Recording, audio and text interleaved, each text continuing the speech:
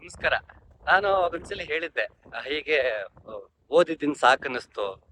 ಆ, ಇನ್ನೇನೇ ಇದ್ರು ನನ್ನ ಅನುಭವಕ್ಕೆ ಎಲ್ಲ ತಗೋಬೇಕು. ಅದು ಗೊತ್ತು ಇದು ಗೊತ್ತು ಬರೀ ಓದಿದ್ದೀನಿ ಅಂತ ಜಂಬ ಕೊಚ್ಕೊಂಡಿದ್ದಾಯ್ತು. ಆದ್ರಿಂದ ನನಗೆ ಆತ್ಮ ಆತ್ಮ ಪರಮಾತ್ಮ ಅಂತಿದ್ದೆ, ಆದ್ರೆ ಆತ್ಮದ ಅನುಭವವೇ ಆಗಿರ್ಲಿಲ್ಲ. ಸುಮ್ನೆ ಮಾತಾಡ್ತಿದ್ದೆ. ಸೊ ಒಂದಿನ ಅನ್ನಿಸ್ತು ನನಗೆ, ತದನಂತರ ಒಬ್ಬ ಲಿವಿಂಗ್ ಮಾಸ್ಟರ್ ಬೇಕನ್ನಿಸ್ತು. ಆಮೇಲೆ ನನ್ನ ಅಪ್ಪಾಜಿ ಗುರುಗಳು ಸಿಕ್ಕಿದ್ರು ಅಂತೆಲ್ಲ ಹೇಳ್ತಿದ್ದೆ. ಆದ್ರೆ ಒಂದು ರಿಯಲ್ ಒಂದು ಒಂದು ಪಾಯಿಂಟ್ ಇರುತ್ತಲ್ಲ, ಒಂದು ಹಂತ ಹಾರ್ಡ್ ಕೋರ್ ಆಗಿ ನಂಗೆ ಗುರು ಬೇಕೇ ಬೇಕು ಅನ್ನೋ ತೀವ್ರತೆ ಕಾಡಿದ್ದ ಜಾಗ ನನಗೆ ಒಂದಿದೆ ಹಂಪಿನಲ್ಲಿ. ಅದು ಪುರಂದರ ಮಂಟಪ. ನಾನೀಗ ಅಲ್ಲೇ ಪುರಂದರ ಮಂಟಪಕ್ಕೆ ಬಂದಿದ್ದೆ. ಹಾಗೆ ತಮ್ಮ ಜೊತೆ ಘಟನೆ ಹಂಚ್ಕೋಬೇಕು ಅಂತ ಅನ್ನಿಸ್ತು. ಇಲ್ಲಿ ನಾನು ಹಂಪಿಗೆ ಸುಮಾರು ಒಂದು 15 ವರ್ಷದಿಂದ ಬರ್ತಾ ಇದ್ದೀನಿ. ತುಂಬಾ ಇಷ್ಟವಾದ ಜಾಗ, ಅದ್ರಲ್ಲೂ ಪುರಂದರ ಮಂಟಪ ತುಂಬಾನೇ ಇಷ್ಟ. ಅದಕ್ಕೆ ಕಾರಣ ಒಂದು, ಇದು ಪುರಂದರದಾಸರು ಇದ್ದಂತ ಜಾಗ ಅಂತ ಒಂದಾದ್ರೆ, ಜಾಗ ಅಷ್ಟು ರಮಣೀಯವಾಗಿದೆ ಇನ್ನೊಂದು. ಮತ್ತೆ ಹೇಳಿದ್ನ, ನನ್ಗೆ ಒಬ್ಬ ಲಿವಿಂಗ್ ಮಾಸ್ಟರ್ ಬೇಕೇ ಬೇಕು, ಇಲ್ಲ ಅಂದ್ರೆ ನನ್ನ ಕೈಲಿ ಆಗದೇ ಇಲ್ಲ. ನಾನು ದುಡಿತಾ ಹುಟ್ಟೋದಕ್ಕೆ ಒಂದು ಮೂಲ ಕಾರಣವಾದಂತಹ ಜಾಗ ಈ ಪುರಂದರ ಮಂಟಪ. ಸೊ ಇಲ್ಲಿ ಏನಾಯ್ತು, ಒಂದಿನ ಹೀಗೆ ಪುರಂದರ ಮಂಟಪದಲ್ಲಿ ಕೂತಿದ್ದೆ. ಕೂತಿದ್ದಾಗ ಬರುವಾಗ ಆಂಧವೇನೆ ಬರುವಾಗ ನನ್ಗೆ ಗಿಳಿಯು ಪಂಜರದೊಳಿಲ್ಲ ಅನ್ನೋ ದಾಸರ ಕೀರ್ತನೆ ಏನಿದೆ, ಅದು ನನಗೆ ಲೂಪಲ್ಲಿ ಓಡ್ತಾ ಇತ್ತು ತಲೆನಲ್ಲಿ. ಬೆಳಗ್ಗೆಯಿಂದ ಅದೇ ಓಡ್ತಾ ಇತ್ತು. ಹಾಗೆ ಬಂದೆ, ಇಲ್ಲೇ ಕೂತಿದ್ದೆ. ಅವಾಗ ಇಲ್ಲಿ ಕೂತಿದ್ದೆ, ಸುಮಾರು ಆ ಕಡೆ ಕಲ್ಲು ಅನ್ಸುತ್ತೆ, ಬಹುಶಃ ಆ ಕಲ್ಲು ಅನ್ಸುತ್ತೆ. ಆ ಕಲ್ ಮೇಲೆ ಕೂತಿದ್ದೆ. ಕೂತಿದ್ದಾಗ ನನಗೆ ಲೂಪಲ್ಲಿ ಓಡ್ತಾ ಇದೆ ತಲೆನಲ್ಲಿ, ಗಿಳಿಯು ಪಂಜರದಲ್ಲಿಲ್ಲ ಅಂತ ಲೂಪಲ್ಲಿ ಓಡ್ತಾ ಇದೆ ತಲೆನಲ್ಲಿ.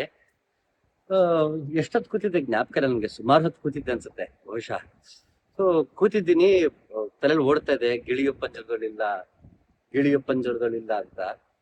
ಒಂದ್ ಹಂತ ಆದ್ಮೇಲೆ ಆ ನದಿಯ ಹರಿವಿದೆಯಲ್ಲ, ಹರಿವು ಒಂದ್ ರೀತಿ ಅದೊಂದು ಸಿಂಫನಿನಲ್ಲಿ ಆ ರಿದಮ್ ಅಲ್ಲಿ ಹೋಗ್ತಿರೋಂತ ಭಾವನೆ ನನಗೆ ಶುರು ಆಯ್ತು. ಇದಕ್ಕೊಂದು ರಿದಮ್ ಇದೆ, ಒಂದು ಲಯದಲ್ಲಿ ನದಿ ಹರಿತಿರೋಂತ ಒಂದು ಭಾವನೆ, ಮತ್ತೆ ನನ್ನೊಳಗೆ ನದಿ ಹರಿತಿದೆ ಅನ್ನೋಂತ ಒಂದು ಅನುಭವ ಅದು.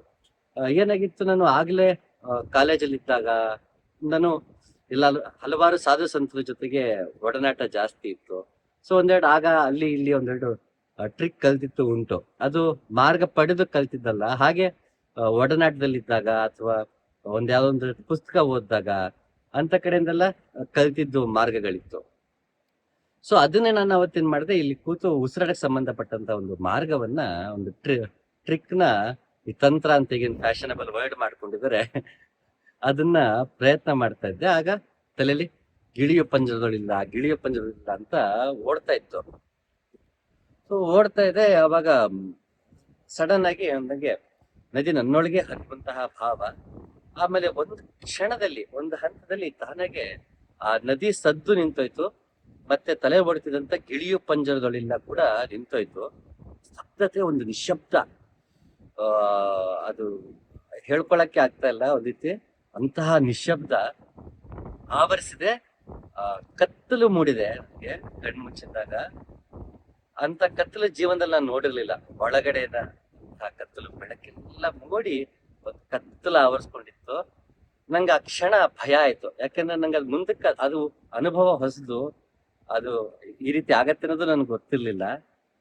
ಅದಾಯ್ತು. ಆಗ ಭಯ ಆಗೋಯ್ತು ನನಗೆ, ತುಂಬಾ ಭಯ ಆಯ್ತು, ಆತಂಕ ಆಯ್ತು. ಮತ್ತೆ ಇಂಥದೊಂದು ಆಗ್ತಿದೆ ಅನ್ನೋ ಅರಿವು ಕೂಡ, ಅಂದ್ರೆ ಕಾನ್ಶಿಯಸ್ ಆಗಿ ನೋಡ್ತಾ ಇದ್ದ ಅದನ್ನ, ಆ ಫ್ಲೋನಲ್ಲಿ ಹೋಗಿರ್ಲಿಲ್ಲ. ಸೊ ನಾನು ಯಾವಾಗೂ ಇಂಥದ್ದೇನೋ ಆಗ್ತಿದ್ದಂಗೆ ತಕ್ಷಣ ಅದು ಅನುಭವ ಒಂದ್ ರೀತಿ ವಿಚಲಿತನಾಗಿ ಶುರು ಆದೆ. ಏನ್ ಮಾಡ್ಬೇಕು ಅಂತಾಗಿಲ್ಲ, ಭಯ ಆಗೋಯ್ತು. ನಾನು ಅದರಿಂದ ಹೊರಗೆ ಬಂದ್ಬಿಟ್ಟೆ ತಕ್ಷಣ. ಯಾಕಂದ್ರೆ ಅಂತ ಒಂದು ನಿಶಬ್ದತೆ ನಾನು ನೋಡೇ ಇರ್ಲಿಲ್ಲ. ಮತ್ತೆ ಅಂತ ಒಂದು ಕತ್ತಲು ಅದನ್ನ ಆವರಿಸ್ಕೊಳ್ಳಕ್ಕೆ ನಾನು ಬಿಡ್ಲಿಲ್ಲ. ಯಾಕಂದ್ರೆ ನನ್ಗೆ ಅವತ್ತು ತೀರಾ ಹೊಸದು, ನನಗೆ ಮುಂದಕ್ಕೆ ಅದನ್ನ ಹೇಗೆ ಮುಂದುವರಿಸ್ಬೇಕು ನಂಗೆ ಗೊತ್ತಿರಲಿಲ್ಲ. ಸಿನ್ಸ್ ಆಗ ನನಗನ್ನಿಸ್ತು, ಅದರಿಂದ ಹೊರಗೆ ಬಂದೆ. ಆಗ ಅನ್ನಿಸ್ತು, ಇಲ್ಲ, ನನಗೆ ಒಬ್ಬ ಲಿವಿಂಗ್ ಮಾಸ್ಟರ್ ಬೇಕು. ಒಂದು ಮಾರ್ಗದಲ್ಲಿ ನಡೆದು ಅದನ್ನ ದಕ್ಕಿಸಿಕೊಂಡಂತಹ ಒಬ್ಬ ಗುರು ನನಗೆ ಸಿಕ್ಕಿದ್ರೆ ನನಗೆ ನಿಜವಾಗ್ಲೂ ದಾರಿ ತೋರ್ಸೋದಕ್ಕೆ ಸಾಧ್ಯ ಆತ. ಇಲ್ಲಾಂದ್ರೆ ನಾನು ನಂದೇ ಯಾವ್ದೋ ರೀತಿ ಮಾಡ್ಕೊಂಡು ನಾನು ಹೀಗೆ ದಾರಿ ತಪ್ತಿರ್ತೀನಿ, ಹೀಗೆ ಭಯ ಪಡ್ತೀನೋ ಮತ್ತೊಂದಾಗತ್ತೆ, ಇದರಿಂದ ಪ್ರಯೋಜನ ಇಲ್ಲ, ಓದಿದ್ ಸಾಕು ಅನ್ಸಿತ್ತು, ಇದು ನನ್ನಾನೇ ನೋಡ್ಕೊಳ್ಳೋ ಆ ಆಗುವಂತ ಹಂತಗಳು ಇನ್ ಮುಗೀತಿನೋ, ನನಗೆ ನಿಜವಾಗ್ಲೂ ಒಬ್ಬ ಮಾಸ್ಟರ್ ಬೇಕೇ ಬೇಕು ಅಂತ ಅನ್ಸಿದ್ದು, ಗಾಢವಾಗಿ ಅನ್ಸಿದ್ದು ಇದೇ ಜಾಗದಲ್ಲಿ. ಹಾಗಾಗಿ ನನ್ಗೆ ಇದು ಜಾಗ ತುಂಬಾ ಮೊದಲಿಂದ ನನ್ಗೆ ಈ ಜಾಗ ಇಷ್ಟ. ತದನಂತರ ಅದಾದ್ಮೇಲೆ ನನ್ಗೆ ನನ್ನ ಗುರುಗಳು ನಾಗರಾಜಪ್ಪ ಅವ್ರು ಸಿಕ್ಕದ್ಮೇಲಂತೂ ಈ ಜಾಗಕ್ಕೆ ನಾನು ಪ್ರತಿ ಸಲ ಗ್ರಾಟಿಟ್ಯೂಡ್ ಇಂದಾನೆ ಬರ್ತೀನಿ, ಪ್ರತಿ ಸಲ ಧನ್ಯವಾದ ಹೇಳಕ್ಕೆ ಬರ್ತೀನಿ ಈ ಜಾಗಕ್ಕೆ. ದಾಸರಿ ನನಗೆ ಒಂದ್ ರೀತಿ ಪೆಟ್ಟು ಕೊಟ್ರು, ಮತ್ತೆ ಅರಿವು ಮೂಡಿಸಿದ್ರು ಅನ್ಸುತ್ತೆ. ಬಹುಶಃ ನನ್ನ ಭಾವನೆ ಅದು. ಅದು ಅದು ಹಾಗೆ ಆಗಿರ್ಬೇಕು ಗೊತ್ತೇನಿಲ್ಲ. ತೀರಾ ಭಾವುಕವಾಗಿ ಹೇಳೋಂತ ಮಾತಂತೂ ಅನ್ಕೋಬಹುದು ಅದನ್ನ. ಸೊ ಹಾಗಾಗಿ ನಾನು ಪದೇ ಪದೇ ಪುರಂದರ ಮಂಟಪಕ್ಕೆ ಮತ್ತೆ ಮತ್ತೆ ಬರೋದೇನಕ್ಕೆ ಅಂದ್ರೆ, ನನ್ನ ನನ್ನ ಗುರುಗಳಾದಂತ ನಾಗರಾಜಪ್ಪ ಅವ್ರನ್ನ ಭೇಟಿಯಾಗೋದಕ್ಕೆ ಪ್ರೇರಣೆ ಕೊಟ್ಟಂತ ಜಾಗ ಇದಾದ್ರಿಂದ ಪದೇ ಪದೇ ಧನ್ಯವಾದ ಹೇಳೋದಕ್ಕೆ ನಾನು ಇಲ್ಲಿಗೆ ಬರ್ತಿರ್ತೀನಿ. ಬಂದು ಮತ್ತೆ ಹಳೆ ಮಧು ಏನಿರ್ತಿದ್ದ ಇಲ್ಲಿ ಕೂತು ಓದಿದ್ದು ಇದೆ. ದ ಪ್ರಾಫೆಟ್ ನ ಓದಿದ್ದಿದೆ, ದಾಸನ ಓದಿದ್ದಿದೆ, ವಚನಕಾರನೆಲ್ಲ ಓದಿದ್ದಿದೆ, ಎಲ್ಲಾ ತಲೆಹರಟೆಗಳು ಮಾಡಿದ್ದಿದೆ. ಇಲ್ಲಿ ಓದ್ದೆ ಕೂತ್ಕೊಂಡು ಕಣ್ಮುಚ್ಕೊಂಡು ಧ್ಯಾನ ಅಂತ ಕೂತ್ಕೊಂಡ್ಬಿಡ್ತಿದ್ದೆ. ಈಗ ಬಂದಾಗ ಆ ಹಳೆ ಮಧು ನೋಡಿ ನನಗೆ ನಗು ಬರುತ್ತೆ. ಹೇಗೆ ಇದ್ದ ಆ ವ್ಯಕ್ತಿ ಅಂತ. ಅದೊಂದ್ ರೀತಿ ಮನುಷ್ಯನ ಬೆಳವಣಿಗೆ, ಅದ ಹಂತಗಳು, ಆ ಹಂತಗಳಿಂದ ದಾಟ್ತಾ ಬರೋದು.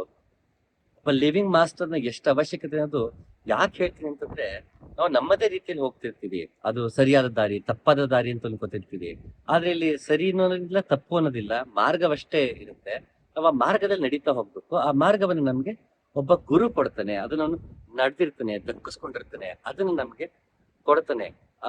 ಅದ್ರಲ್ಲಿ ನಡೆಯುವಾಗ ಯಾಕಂದ್ರೆ ಹೇಳ್ತೀನಿ ಅಂದ್ರೆ, ನಮಗೆ ಪದಗಳಲ್ಲಿ ಗೊತ್ತು, ಅಧ್ಯಾತ್ಮ ಅನ್ನೋದು ಪದಗಳಲ್ಲಿ ಗೊತ್ತು, ಮತ್ತೆ ಅರ್ಥಗಳಲ್ಲಿ ಗೊತ್ತು, ಅರಿವಿನಲ್ಲಿ ಗೊತ್ತಿಲ್ಲ. ಸೊ ಅರಿವಿನಲ್ಲಿ ಗೊತ್ತಾಗ್ಬೇಕು ಅಂದ್ರೆ ನಮಗೆ ಯಾರಿಗದ ಅರಿವಿಗೆ ಬಂದಿದ್ಯೋ ಅವನ ಹತ್ರ ಹೋಗ್ಬೇಕು. ಮತ್ತೆ ಗುರು ಮಾರ್ಗವನ್ನ ನೀಡುವಾಗ ಹೇಗೆ ಕೆಲವರೆಲ್ಲ ಹಸ್ತಮಸ್ತಕ ಅಂತ ಮಾಡ್ತಾರೆ, ಈ ಹಡೆ ಮೇಲೆ ಇಡ್ತಾರೆ, ಅಥವಾ ಹೀಗ್ ಮಾಡ್ತಾರೆ, ಅಥವಾ ಕಾನ್ಪಾಟ್ ಅಂತ ಮಾಡ್ತಾರೆ ನಾಥಪಂಥದಲ್ಲಿ, ಕಿವಿಗೆ ಓಲೆ ಹಚ್ಚೋ ಪದ್ಧತಿ ಇದೆ, ಹಲವಾರು ಪದ್ಧತಿಗಳಿದೆ. ಗುರು ದೀಕ್ಷೆ ನೀಡುವಂಥದ್ದು, ಗಾಯತ್ರಿ ಮಂತ್ರ ನೀಡುವಂತ ಬ್ರಹ್ಮೋಪದೇಶ ಕೂಡ ಇದೆ, ಹಲವಾರು ಬಗೆಗಳಿದೆ.